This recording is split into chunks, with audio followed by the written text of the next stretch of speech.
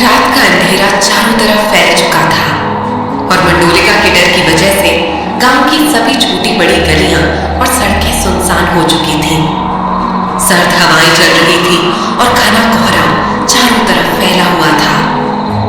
आज गांव में हुए कांड से डरे लोग अपने अपने घरों में दुबक गए थे। पुरोहित जी के घर में भी सभी अपने अपने कमरों में चले गए थे। मायरा और काशवी मिताली के कमरे में उसके साथ बैठी बातें कर रही थी। तीनों के चेहरे इस वक्त काफी गंभीर लग रहे थे। तभी मायरा ने कहा, ये जो कुछ भी गांव में हो रहा है वो बिल्कुल ही अनबिलीवेबल है। जब मैं यहाँ आई थी और मुझे ये सब बातें पता चली थी तो मुझे लग रहा था कि ये सब मनगढ़ंत बातें हैं, लेकिन अब पता चला कि ये सब झूठ नहीं बल्कि रियलिटी है।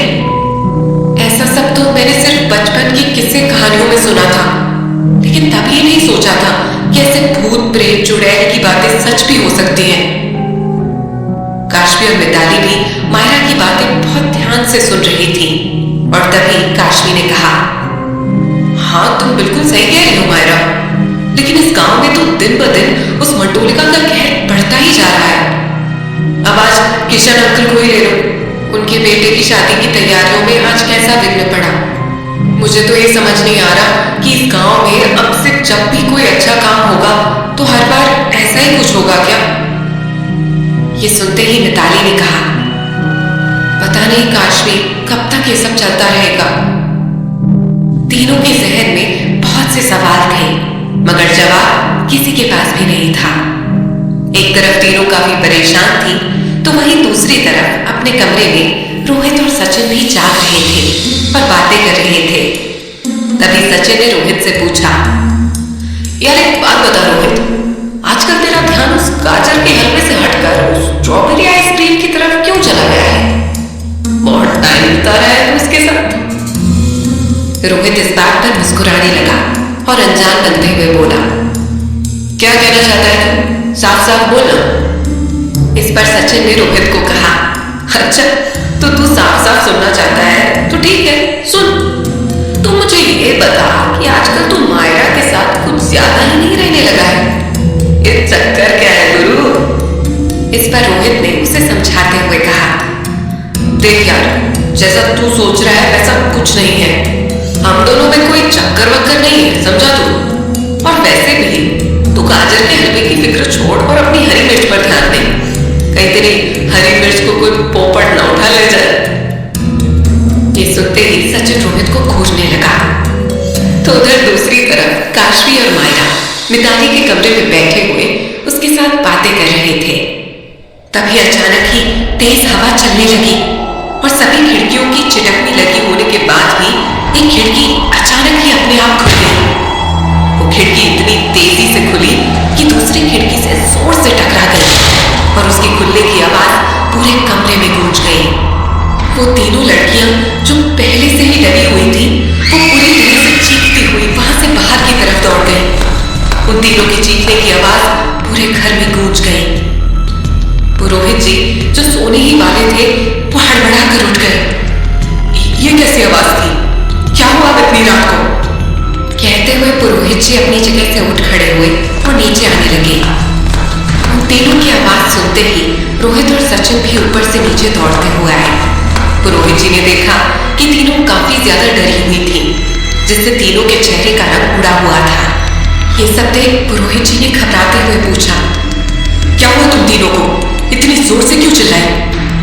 इस पर मिताली ने हाँफते हुए कहा, पापा मैंने कुछ सारी खिड़कियों की चिटकनियां लगाई थी और चिटकनी लगी होने के बावजूद भी कमरे की एक खिड़की अपने आप खुलकर दूसरी खिड़की से टकरा गई। आप ये बताइए ऐसा कैसे हो सकता है? इससे पहले कि पुरोहित जी या उनके साथ खड़े रोहित सचिन में से कोई कुछ भी बोलता, काशवी ने कांपती हुई आवाज में कहा, अंकल कहीं वहां मंडोलिका तो नहीं? ये सुन पुरोहित जी ने कहा, नहीं नहीं मुझे नहीं लगता कि ऐसा कुछ भी हो सकता है। वैसे भी रात के समय तुम्हें क्या जरूरत है उसका नाम लेने की? अब रुको मैं देखकर आता हूं एक बार। ये कहकर पुरोहित जी जैसे ही जाने लगे तभी रोहित ने कहा, रुकिए पुरोहित जी, आप अकेले मत जाइए, हम सभी आपके साथ चलते हैं। पुरोहित जी ने मुस्कुराते हुए कहा, ठीक है बेटा, चलो। पुरोहित जी और रोहित एक साथ कमरे में चेक करने के लिए चल दिए और बाकी सारे अभी भी वहीं पर खड़े थे। पुरोहित जी और रोहित जब कमरे में गए तो चारों तरफ सन्नाटा छाया था।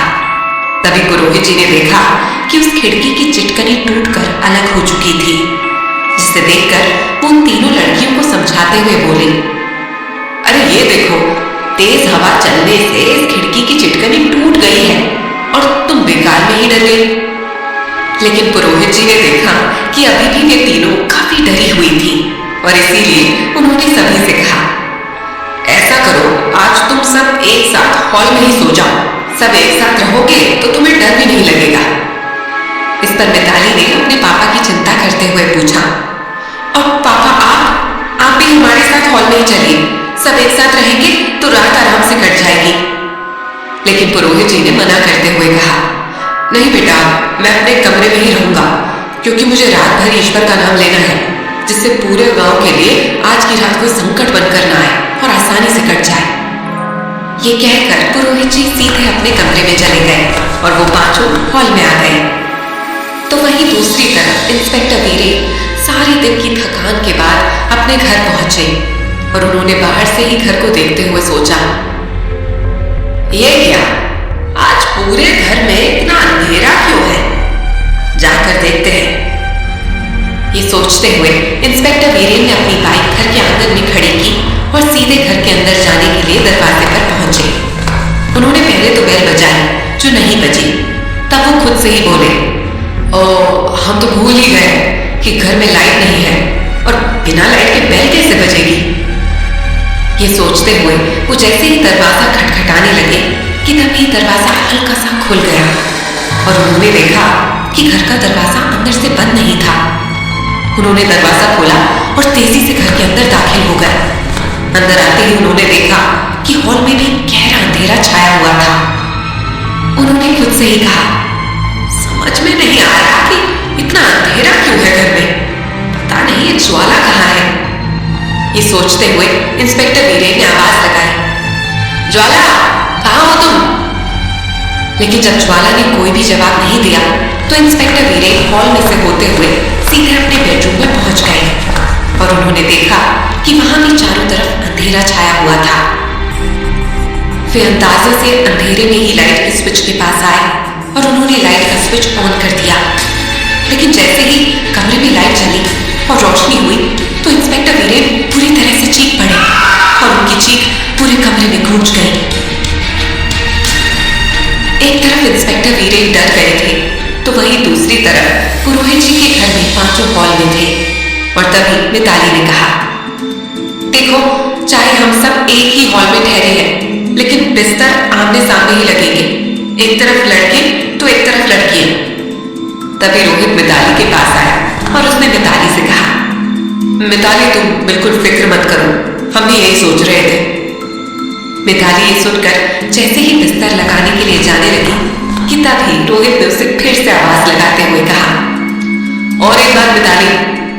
मिताली रोहित की तरफ देखने लगी और रोहित ने गंभीर होते हुए कहा, बस ये कहना था कि हमें हमारी लिमिट अच्छे से पता है। मिताली रोहित की बात पर मन ही मन में मुस्कुराने लगी, पर वो अभी भी डरी हुई थी।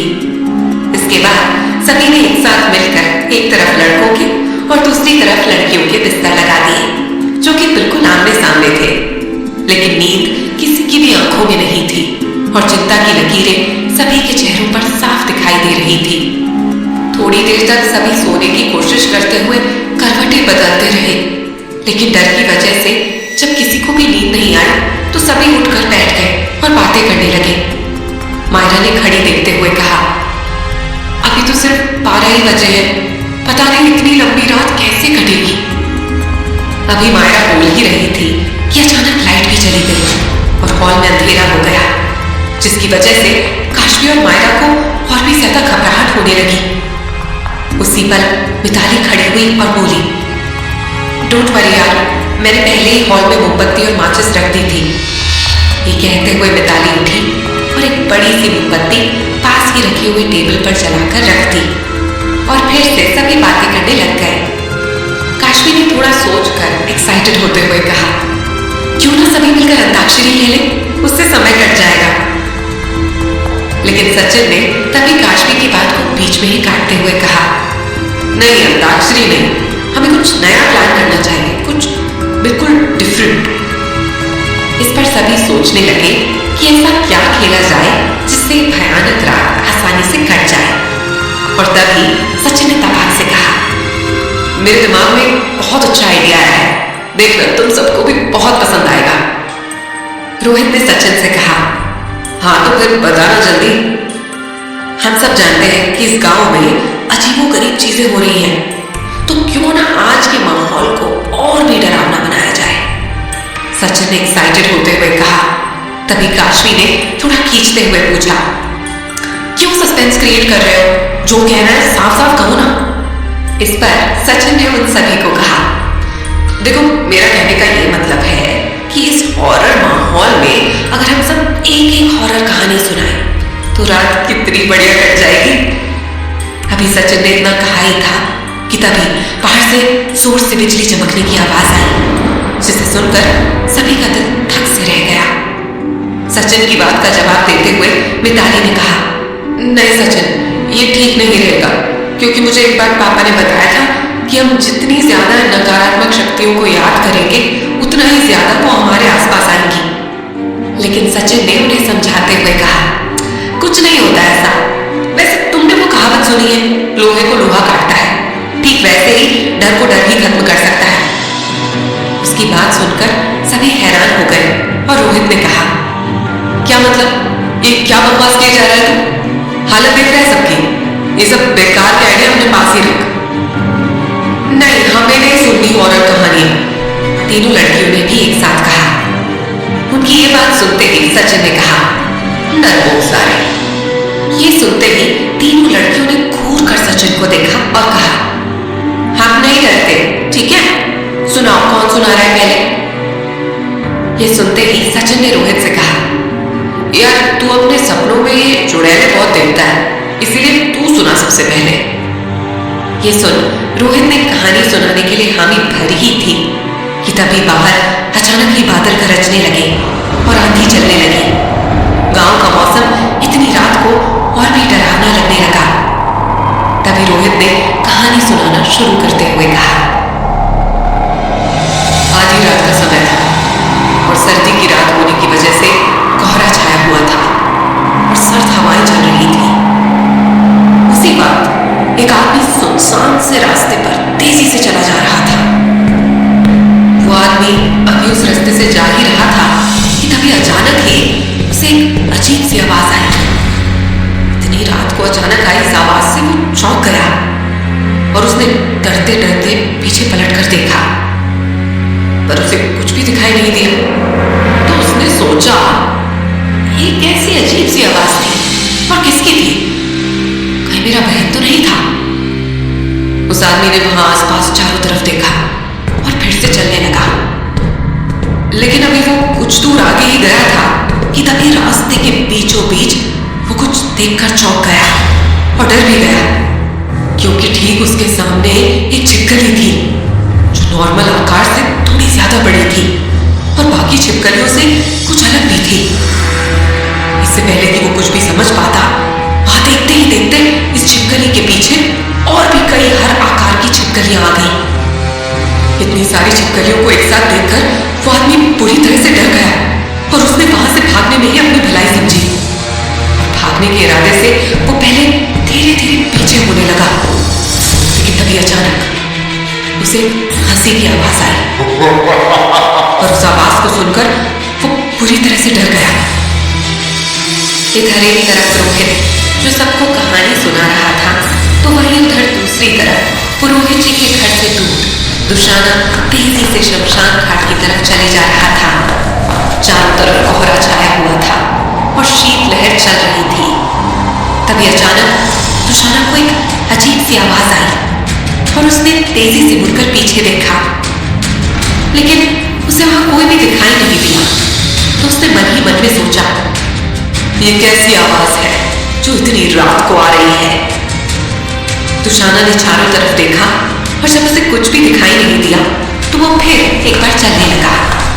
लेकिन अभी वो कुछ आगे ही गया था कि तभी उसे ठीक खुद के सामने एक बड़ी सी गहरे काले रंग की छिपकली दिखाई दी, जो दुशाना को भी घूर रही थी। उस छिपकली की आंखें अंधेरे में भी कुछ इस तरह से चमक रही थी कि जैसे बल्ब चमक रहे हो, और वो अपनी लंबी जीभ बार बार सांप की तरह बाहर निकाल रही थी। दुशाना ने जैसे ही उस छिपकली को देखा तो उसे गुस्सा आ गया और वो भी उसे गुस्से से घूरने लगा। लेकिन फिर अचानक ही वहां बहुत सी छोटी बड़ी आकार की छिपकलियां आ गईं। उन्होंने चारों तरफ से दुशाना को घेर लिया, लेकिन दुशाना इतनी सारी छिपकलियों को एक साथ देखकर जरा भी नहीं डरा और बुरी तरह से भड़क कर बोला, कौन है? मेरे सामने आओ। दुशाना के बोलते ही अचानक वहां किसी के हंसने की आवाज आई और दुशाना ने तेजी से मुड़कर अपने पीछे और फिर चारों तरफ देखा, लेकिन जब उसे कोई भी नहीं दिखाई दिया तो उसने गुस्से में चिल्लाते हुए कहा, कौन है जो दुशाना का रास्ता रोक रहा है? सामने आओ मेरे। दुशाना ने अपने चारों तरफ देखा, लेकिन उसे कोई भी दिखाई नहीं दिया। इससे पहले कि वो आगे बढ़ता, अचानक ही दुशाना को पायल की छम छम की मधुर आवाज सुनाई देने लगी, जो सन्नाटा होने की वजह से चारों दिशाओं में गूंज रही थी।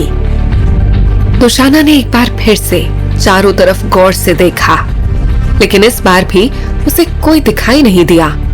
तो दुशाना ने भारी आवाज में कहा, मैं जानता हूं कि तुम यहीं कहीं हो, इसीलिए तुम्हारे लिए यही बेहतर होगा कि तुम मेरे सामने आ जाओ। दुशाना ने जैसे ही ये कहा कि तभी जोर से बिजली चमकी और पहले से भी तेज हवा चलने लगी। देखते ही देखते एक घूमता हुआ हवा का बवंडर दुशाना के सामने आया और उसमें से एक साया दुशाना के सामने प्रकट हुआ। इससे पहले कि दुशाना कुछ भी कहता, उसने देखा कि वो साया नहीं बल्कि मंडोलिका खुद है। ठीक दुशाना के सामने मंडोलिका खड़ी थी और उसके चेहरे पर एक अलग ही अभिमान दिखाई दे रहा था। तो वहीं ठीक वैसा ही अभिमान दुशाना के चेहरे पर भी साफ दिख रहा था। तभी दुशाना ने मंडोलिका से एक अजीब सी मुस्कान लिए कहा, मुझे पता था कि ये तुम ही हो, लेकिन मेरी एक बात ध्यान से सुन लो मंडोलिका, इस बार तुम मुझे धोखा नहीं दे पाओगी। दुशाना की इस बात पर मंडोलिका जोर जोर से हंसने लगी और उसकी हंसी चारों दिशाओं में गूंज गई। माहौल और भी ज्यादा डरावना होने लगा था और उसके मात्र हंसने की आवाज से ही आसपास के कुत्तों ने रोना शुरू कर दिया था। तभी मंडोलिका ने चेहरे पर एक अजीब सा भाव लिए कहा, उम्मीद नहीं थी दुशाना कि तुम्हें आजादी मिल जाएगी। इस पर दुशाना के चेहरे पर एक शातिराना मुस्कान दौड़ गई और उसने मंडोलिका से कहा, मुझे आजाद होने से भला कौन रोक सकता था, और तुम जानते हो मंडोलिका कि मैं क्यों आजाद हुआ हूं। इस पर मंडोलिका अभी कुछ कहती, इससे पहले ही दुशाना ने कहा, मैं आजाद हुआ हूं ताकि तुम्हें अपना गुलाम बना सकूं। ये कहते हुए दुशाना के चेहरे पर एक शातिराना मुस्कान दौड़ गई और उसके चेहरे पर अहंकार के हाव भाव साफ दिखाई देने लगे। लेकिन जैसे ही मंडोलिका ने दुशाना के शातिराना इरादों को सुना तो वो बुरी तरह भड़क गई और उसकी बड़ी बड़ी गहरी आंखें लाल होकर चमकने लगी। हद से ज्यादा गुस्से की वजह से उसके चेहरे के हाव भाव बदलने लगे और उसका चेहरा काफी खौफनाक हो गया। जो मंडोलिका पहले मीठी आवाज में नजाकत से बात कर रही थी, अचानक ही इस बार उसने अपनी भयानक आवाज में कहा, तू मुझे गुलाम बनाने की सोच रहा है? मंडोलिका पूरी तरह से क्रोधित हो चुकी थी और उसके भयानक क्रोध का असर मौसम पर भी होने लगा था। अचानक ही तेज हवाएं तूफान में बदलने लगी और चारों तरफ धूल मिट्टी उड़ने लगी। तूफान की वजह से पेड़ इतने जोर जोर से हिल रहे थे जैसे अंधेरे में बड़े बड़े दानव नाच रहे हों। और देखते ही देखते पूरा का पूरा आसमान काले रंग के भयानक चमगादड़ों से घिर गया, जिसकी वजह से चारों तरफ बेहद खौफनाक मंजर हो गया। दुशाना और मंडोलिका दोनों ही एक दूसरे को ऐसे घूर घूर कर देखने लगे जैसे दो भूखे शेर एक दूसरे के खून के प्यासे होकर एक दूसरे को देखते हैं। दोनों की आंखों में एक दूसरे के लिए हद से ज्यादा नफरत दिखाई दे रही थी। दुशाना और मंडोलिका दोनों ही एक दूसरे पर झपटने के लिए पूरी तरह से तैयार थे कि तभी अचानक ही अत्यंत और अग्रानी बाबा वहां आ गए। फोन दोनों से थोड़ी दूरी पर थे। इस पल दुशाना का पूरा ध्यान सिर्फ मंडोलिका की तरफ होने की वजह से उसे अत्यंत और अग्रानी बाबा की उपस्थिति का आभास नहीं हो पाया। पर अत्यंत और अग्रानी बाबा दोनों दुशाना को इस तरह देखकर चौंक पड़े थे और दोनों को कुछ भी समझ नहीं आ रहा था। तभी मौके का फायदा उठाकर उन दोनों ने एक दूसरे की तरफ देखा और अग्रानी बाबा ने अत्यंत को आंखों से ही कुछ इशारा कर दिया और फिर एक ही झटके में दोनों ने तेजी से अपने अपने झोलों में से मुट्ठी भर राख निकाली और बिना एक पल गंवाए दुशाना के ऊपर छिड़क दी, जिससे दुशाना तेजी से उन दोनों की तरफ मुड़ा। उस राख के प्रभाव से दुशाना तड़पने लगा और उसने कराहते हुए कहा, ओह, तो तुम दोनों हो यहाँ, लेकिन ये समझने की भूल कभी मत करना कि तुम जीत गए। अभी तो मैं जा रहा हूँ, लेकिन जल्द लौटूंगा। बस एक बार मैं उस किताब को हासिल कर लूं, तो तुम में से किसी को नहीं छोड़ूंगा। इससे पहले कि अत्यंत अग्रानी बाबा कुछ भी कहते, पलक झपकते ही दुशाना वहां से गायब हो गया और उसके गायब होने के बाद उन दोनों ने जैसे ही मंडोलिका को देखना चाहा, तो वो भी जब तक गायब हो चुकी थी। उन दोनों के गायब होते ही चमगादड़ भी आसमान में पूरी तरह से गायब हो गए और धीरे धीरे आसमान पूरी तरह से साफ हो गया। मौसम भी अब शांत हो चुका था और तूफान थम चुका था। चारों तरफ शांति देखकर अत्यंत और अग्रानी बाबा ने राहत की सांस ली और तभी अत्यंत ने अग्रानी बाबा से कहा, बाबा, इस दुशाना का कुछ न कुछ तो करना ही पड़ेगा। इस पर अग्रानी बाबा बोले, शांत हो जाओ अत्यंत, समय आने पर सब हो जाएगा। अभी हमें यहाँ से चलना चाहिए। अग्रानी बाबा के कहने पर अत्यंत भी शांत हो गया और फिर दोनों एक साथ चले गए। एक तरफ अग्रानी बाबा और अत्यंत के कारण दुशाना गायब हो गया था, तो वहीं दूसरी तरफ पुरोहित जी के घर में रोहित अपनी हॉरर कहानी पूरी सुना चुका था, जिसे सुनकर तीनों लड़कियां काफी डरी हुई थीं। तीनों के हाव भाव से साफ पता चल रहा था कि उन्होंने कहानी पूरी गंभीरता से सुनी थी। उन तीनों की धड़कनें काफी तेज चल रही थीं और इतने सर्द मौसम में भी तीनों ही पसीने से नहाई हुई थीं। लेकिन सचिन कुछ अलग ही दुनिया में था। वो किसी भी बात पर कोई भी रिएक्शन नहीं दे रहा था कि तभी अचानक सचिन खड़ा हो गया और चेहरे पर बिना कोई हाव भाव लाए ही एक मैनिक्विन की तरह खिड़की की तरफ बढ़ने लगा।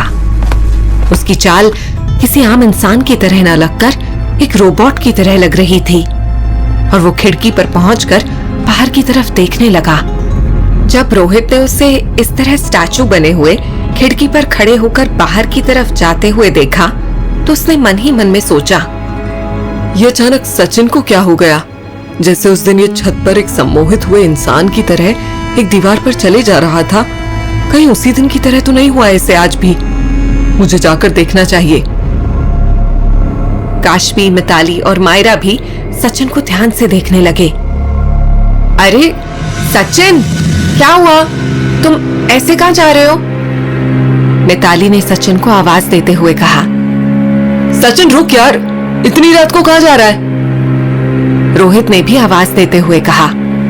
जब उन सभी के कई बार आवाज देने पर भी सचिन ने कोई जवाब नहीं दिया और एक बुत की तरह बाहर की तरफ देखता रहा, तो वो सभी घबरा गए और उठकर धीरे धीरे उसके पास चले गए। सभी के दिलों की धड़कनें बहुत तेज चल रही थी और चेहरों के रंग उड़े हुए थे। रोहित उसके पास गया और उसे आवाज देते हुए कहा, सचिन, तू अचानक उठकर यहाँ खिड़की के पास क्यों चला आया? लेकिन जब सचिन ने कोई भी जवाब नहीं दिया, तो रोहित ने उसके कंधे पर हाथ रख दिया और जैसे ही रोहित ने उसके कंधे पर अपना हाथ रखा, तो सचिन अचानक ही उन सब की तरफ अपनी आंखें चढ़ाए हुए मुड़ा और भयानक आवाज में बोला, कहां जाओगे अपनी मौत से बचकर? ये सुनते ही वो तीनों लड़कियां पूरी तरह से चिल्लाने लगी और उनके चिल्लाने की आवाज पूरे घर में गूंज गई। वहां का माहौल काफी भयावह हो गया था। कोई कुछ भी कहता, इससे पहले ही अचानक से सचिन अपना पेट पकड़कर हंसने लगा और उसे इस तरह हंसता हुआ देखकर वो सभी समझ गए कि सचिन उन तीनों को जानबूझकर डरा रहा था। इससे पहले कि कोई कुछ भी बोलता, वहां पुरोहित जी आ गए और उन्होंने सभी से गुस्से में कहा, क्या हो रहा है ये सब? क्यों इतना हो हल्ला मचाया हुआ है? क्या तुम्हें बार बार समझाना पड़ेगा कि गांव का माहौल कैसा है आज? अगर किसी ने भी पड़ोस में तुम लोगों की आवाजें सुनी तो क्या सोचेंगे सभी हमारे बारे में? उन सभी ने अपनी अपनी नजरें झुका ली और तभी पुरोहित जी ने एक बार फिर से कहा, अब मुझे तुम पांचों में से किसी की भी आवाज नहीं आनी चाहिए और जितना जल्दी हो सके सबके सब सो जाओ, चलो। ये कहकर पुरोहित जी वहां से चले गए और पुरोहित जी के जाते ही उन पांचों ने राहत भरी सांस ली। तभी काशवी ने हल्का गुस्सा दिखाते हुए सचिन से कहा, ये सब तुम्हारे इस बेकार के मजाक की वजह से हुआ है। ना तुम हम सबको डराते और ना ही हम चिल्लाते। मायरा और मिताली ने भी उसकी हाँ में हाँ मिला दी और सचिन ने अपनी गलती मानते हुए कहा, आई एम रियली सॉरी, मुझे नहीं पता था कि हम सभी को डांट खानी पड़ेगी। तभी मिताली बोली, अब इससे पहले कि पापा और एक बार आकर डांटे, हमें सो जाना चाहिए। रोहित ने मिताली की हाँ में हाँ मिलाते हुए कहा, हाँ मिताली बिल्कुल ठीक कह रही है, अब जल्दी से सो जाते हैं यार, बहुत हो गया हंसी मजाक। इस तरह एक तरफ तीनों लड़कियां और दूसरी तरफ रोहित सचिन बिस्तर पर लेट गए। कुछ ही देर में वो सभी गहरी नींद के आगोश में चले गए। इधर इंस्पेक्टर वीरेन कुछ देखकर चीखा था और फिर उसने अपने बेडरूम की जैसे ही लाइट जलाई तो देखा ठीक उसके सामने डार्क काले रंग की प्लेन साड़ी पहने और चेहरे पर सफेद रंग का मास्क लगाए हुए उनकी पत्नी बेड पर लेटी हुई थी। साथ ही उसने अपनी आंखों पर खीरे की स्लाइस भी रखी हुई थी और कानों में ईयरफोन लगाया हुआ था जिस पर फुल वॉल्यूम पर गाने चल रहे थे। इसलिए ज्वाला को वीरेन की चीख भी नहीं सुनाई पड़ी। इंस्पेक्टर वीरेन गुस्से में तेजी से उसके पास आए और उसकी आंखों से खीरे की स्लाइस हटाकर फेंक दी, जिससे उनकी पत्नी हड़बड़ाकर उठ गई और अपने कानों से ईयरफोन हटाते हुए बोली, अरे आप कब आए वीरू जी? इंस्पेक्टर वीरेन अभी भी गुस्से में ही थे और उन्होंने कहा, ये सब क्या है ज्वाला, और ये कौन सा टाइम है इन सब चीजों का, बोलो। इस पर ज्वाला इतराती हुई बेड से उठी और स्टाइल से बोली, आपको कितनी बार कहा है हमें ज्वाला मत कहिए, देखिए माय नेम इज जो। अभी ज्वाला इतना ही कह पाई थी कि उसकी बात को बीच में ही काटते हुए इंस्पेक्टर वीरेन ने गुस्से में कहा, तेल लेने गया तुम्हारा नाम, जल्दी से उठो और जाकर सबसे पहले अपना हुलिया ठीक करके आओ, उसके बाद सो जाओ जल्दी से। ज्वाला को जरा भी उम्मीद नहीं थी कि आज इंस्पेक्टर वीरेन उसे इतनी बुरी तरह से डांटेंगे, इसीलिए वो खामोशी से उठी और फिर अपना मुंह धोने के लिए वॉशरूम चली गई। और उसके जाने के बाद इंस्पेक्टर वीरेन खुद से ही बोले, हे प्रभु, क्या करें हम इस औरत का। वहाँ थाने में 100 मुजरिमों से निपटना आसान है, लेकिन इस अकेली औरत से निपटना मुश्किल है। तो वही पुरोहित जी के घर में सभी गहरी नींद के आगोश में जा चुके थे और मायरा गहरी नींद में होने के बावजूद भी बार बार करवटें बदल रही थी। तभी अचानक वो फिर से अपने ख्वाबों की दुनिया में पहुंच गई और उसने एक कमरे में खिड़की से मंडोलिका को फिर किसी मर्द की बाहों में देखा। मंडोलिका पूरी तरह से उसी आदमी में खोई हुई थी, लेकिन मायरा अभी भी उस आदमी का चेहरा ठीक से नहीं देख पा रही थी। तभी उस आदमी ने मंडोलिका के कंधे से उसकी गहरे हरे रंग की सिल्क की साड़ी का पल्लू नीचे सरकाते हुए कहा, तुम्हें खुशखबरी देनी थी। मंडोलिका जो उस आदमी के करीब होने से पूरी तरह से मदहोश थी, उसने एक कातिलाना अंदाज से कहा, अच्छा जी, तो फिर बताओ ना जल्दी कि ऐसी भी क्या खुशखबरी सुनाने वाले हो तुम। जिस तरह से दिलकश अदाओं को दिखाती हुई मंडोलिका सवाल कर रही थी, वो इतनी खूबसूरत लग रही थी कि उसकी खूबसूरती के सामने स्वयं स्वर्ग की अप्सरा भी शर्मा जाए। तभी उस आदमी ने उसके बालों के बने हुए बड़े से जूड़े की पिन निकालकर उसके बाल खोल दिए और फिर उसके कान का झुमका उतारते हुए कहा, तुम जो चाहती थी उसका इंतजाम हो गया है। मैंने सारी तैयारियां कर ली हैं। उस आदमी की कही हुई ये बात सुनते ही मंडोलिका के चेहरे पर पहले से भी ज्यादा रौनक आ गई और उसने उत्साहित होकर उस आदमी के कुर्ते का बटन खोलते हुए कहा, मुझे पता था तुम ये काम जरूर करोगे। मैं ऐसे ही तो इतनी मोहब्बत नहीं करती ना तुमसे। मायरा के देखते ही देखते उस आदमी ने मंडोलिका को उसके खुले हुए लंबे बालों से पकड़कर अपने करीब लिया और मंडोलिका की गर्दन पर चूमते हुए कहा, अपनी जान के लिए तो मैं ये पूरी की पूरी कायनात उसके कदमों में रख सकता हूँ, फिर ये तो छोटा सा ही काम है। इस पर मंडोलिका ने उस आदमी को सीने से लगाते हुए कहा, मैं सब जानती हूँ, तुम्हारी ये जो मेरे लिए मोहब्बत है ना, इसके सामने सब कुछ फीका है, इसीलिए तो तुमसे इतनी मोहब्बत है मुझे। तभी उस आदमी ने मंडोलिका के नाजुक होठों को अपने होठों से छूकर उस पर बेपनाह इश्क की बरखा करने लगा। मंडोलिका भी उसका साथ देने लगी और देखते ही देखते दोनों एक दूसरे से लिपटते ही चले गए। उसी पल हवा चलने लगी और उनके कमरे की खिड़की हिलने की वजह से खड़कने लगी।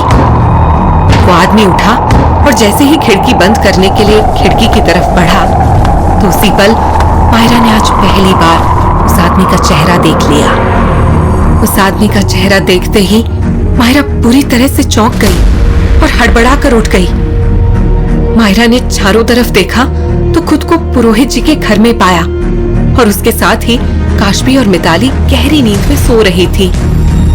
मायरा जो पसीने से तरबतर थी, उसने मन ही मन में सोचा, तो इसका मतलब जो रहस्यमयी आदमी हमेशा मेरे सपनों में मंडोलिका के साथ दिखाई देता था, वो वही है जिसने उस दिन मुझे दुशाना से बचाया था।